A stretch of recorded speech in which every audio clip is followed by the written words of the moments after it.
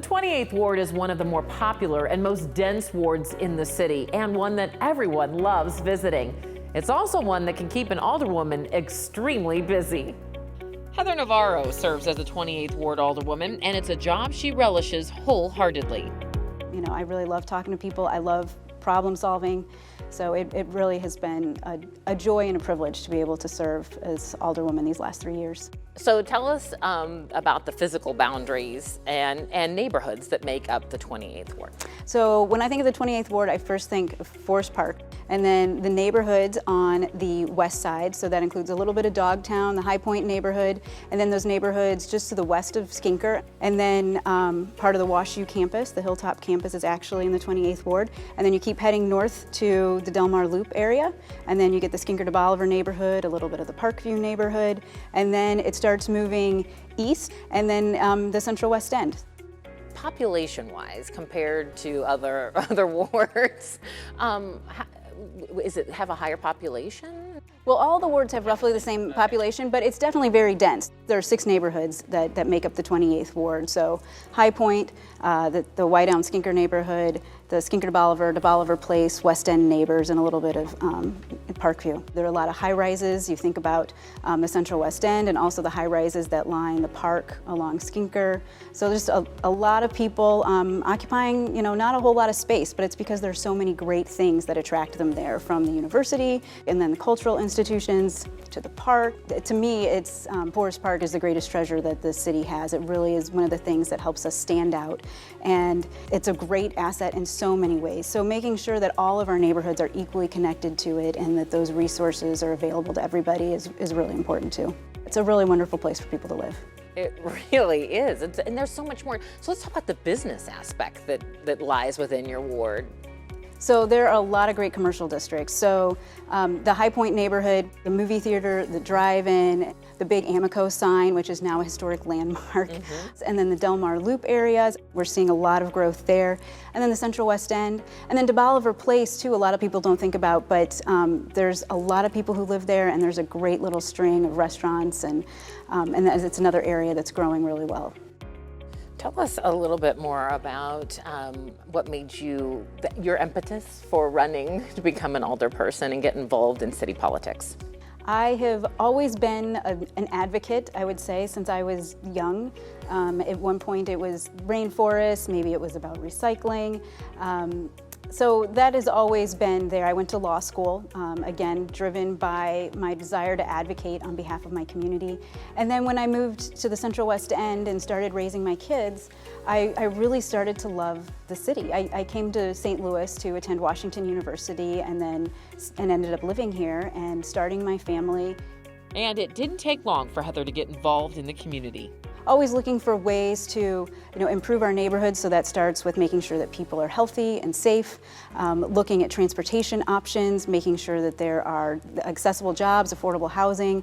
All of those things are extremely important. I think of a lot of the neighborhoods the 28th Ward is in, because you talk about it bordering the city, right?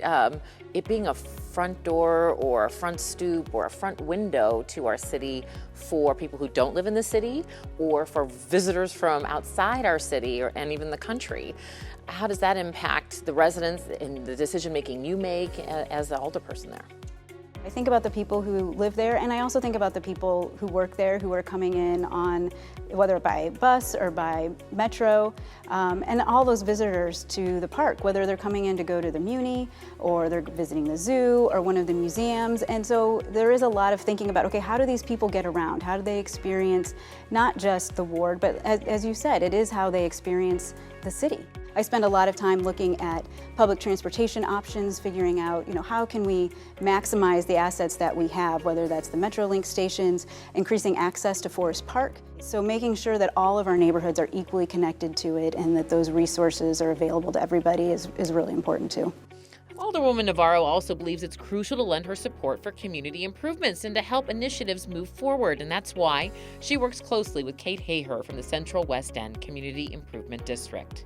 Our objective is to really, foster a vibrant and welcoming neighborhood for the community, for the residents and the visitors by supporting the needs of our businesses and creating a beautiful neighborhood, a vibrant neighborhood, enhancing the charm of the Central West End. Heather has been phenomenal. She's a wonderful support, wonderful help to the neighborhood, always, available, when we need assistance and really very helpful in being strategic and kind of moving initiatives forward and working closely with the city and those types of things. We couldn't be doing the things we are doing without her support. My foray, I guess, into city politics was working to redevelop a small 1/10 of an acre triangle piece of land into a neighborhood park. And you would think a small project like that, a neighborhood park. So I'm thinking this is a no-brainer. That's when I started going door to door to talking to neighbors. And that's when I really started meeting aldermen and finding out, okay, how does the Parks Department work? She did successfully oversee the redevelopment of Samuel Kennedy Park. And these days it has water and climbing features for the kids. Just in the last year, we had just some infrastructure repairs that we certainly needed taken care of in the neighborhood, and sidewalk, crosswalks that were crumbling, ramps that were crumbling, things that were unsafe. And Heather was terrific in helping us get those done and was able to help support that through some more capital and things like that. She also helps out the East Loop Community Improvement District. But on the city side of the loop, we are there to provide economic development support and also street enhancements, maintenance, and security. We work with Heather Navarro, Alderwoman Heather Navarro, on various issues. And right now, during the pandemic, we have been working with the businesses to support them with grants. And then we've also been working on street enhancements. So we're working on really cleaning up the area with new trees and just kind of cleaning up the street and new lighting and other things that will make the street more welcoming. So there are several initiatives. So there's a lot of shared information, and Heather's always included in all of that. She also recently assisted the East Loop Community Improvement District in acquiring a radar street monitor as a reminder to watch your speed. She is just a go-getter, I was amazed at how quickly we got the radar detector set in place, and we've had other concerns like with lighting and things, and she's great with working with the city staff, and so her follow-up is just amazing. Tell me some of the challenges that are facing your ward.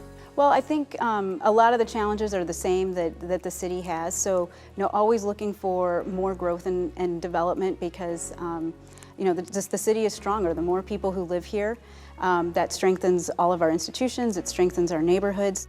This past year through the pandemic, it was just challenging for all the businesses, and Heather was extremely supportive in any way she could to say, what can we do to help? What can I do to help? What can we be doing? One thing that we launched this past year was the Central West End Streetery. And so we had closed down sections of Euclid to allow our restaurants to be able to expand out into the street, to have more dining, to give them more opportunity. And so, through the permitting process and working with the city, she was very helpful in making sure that her support was behind that.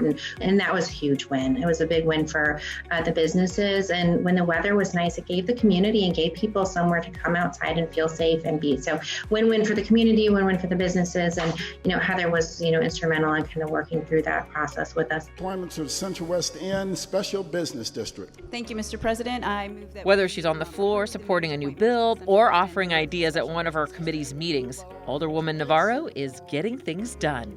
If this were to pass and go into effect in a year, if you wanted to start a short-term rental, you would have to show up on day one to get a permit. Having that relationship and being able to help move some of those projects forward with the city are terrific. Besides the Ways and Means Committee, Heather is also on the Legislation Committee, the Transportation and Commerce Committee, and last but certainly not least, the Parks and Environmental Matters Committee. That's where we've spent a lot of time looking at the energy performance standards and solar readiness issues. So Board Bill 146 is a bill about making our city healthier and more resilient in the face of climate change. In these last couple of years, I've been able to sponsor and pass legislation to make sure that all new construction is solar ready, meaning that if you build a new house or a new business in St. Louis, it has to have the infrastructure to be able to essentially install plug-in solar panels. I know of her work in the environmental community, and I really admire her on that level, how she weaves that thread through the work that she does, you know, just trying to incorporate more environmentally and sustainability projects into, you know, what is being done across the board. So I think overall that's really going to help the ward and ultimately also the city. We're on track to reach our 20% goal of renewable energy. I am really excited about the work that I've been able to accomplish around energy efficiency and renewable energy. We are right here at the confluence of the Missouri and Mississippi rivers. And so we have more fresh water than we know what to do with, really.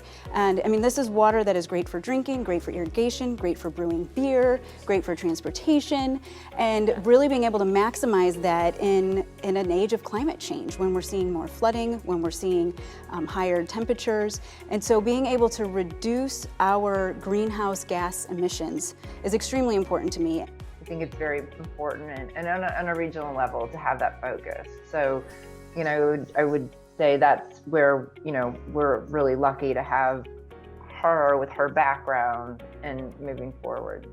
So we did pass legislation to start benchmarking our energy and water usage in all of our large buildings in the city. And the next step in that is to start looking at how we can reduce energy usage. Navarro was also able to get a building energy performance standard bill on the books. I mean, once we reduce our energy usage, that's going to improve air quality. It's also going to lower people's electric rates. So I think that's exciting. We couldn't be doing the things we are doing without her support and, her vision and her drive.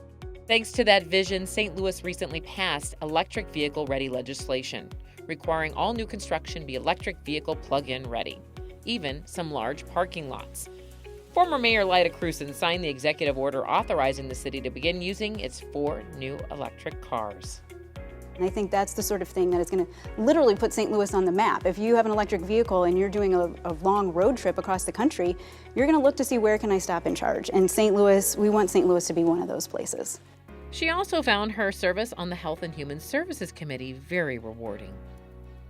So through that committee, being able to talk to the city, find out how can we best serve our residents, making sure that they were getting tested, looking into how we were doing contact tracing, also making sure that everybody has access to affordable, healthy, fresh food, making sure that temporary food permits are available, and in addition to that, making sure we have a comprehensive plan to address violent crime and its causes. And those are really public health issues. How do you connect with your constituents? I go to a lot of neighborhood meetings. So, that's often in the evenings, on the weekends, block parties. So I love to do as much in person as possible. She also finds time to post about issues and updates on social media and to send out a monthly newsletter, but finds one-on-one the most satisfying. I just think that's the best way to get to know people and the best way to understand what they're going through, what their questions are, and to be able to really have in-depth conversations. So to me, that's the best way whenever we can meet in person. What does your family think about your role? I bring to them often some of the problems that I'm looking at, or ask them, what would you do in this situation? Or do you think people will be happy or upset when they find out about something that's happening in the neighborhood? So I think they appreciate that. We look to our elected officials to think, be forward-thinking, be visionaries, and really think, where are we going next? Our job as legislators is to take care of the people who live here. And part of that is making sure that we have the revenue and the resources to do that well. And St. Louis is built to be a big city. And I think we all thrive when our schools are full, when our businesses are thriving, when our restaurants are full, and our neighborhoods are well connected. And so a lot of my job is getting to show off a lot of the really wonderful things that we have in the city of St. Louis.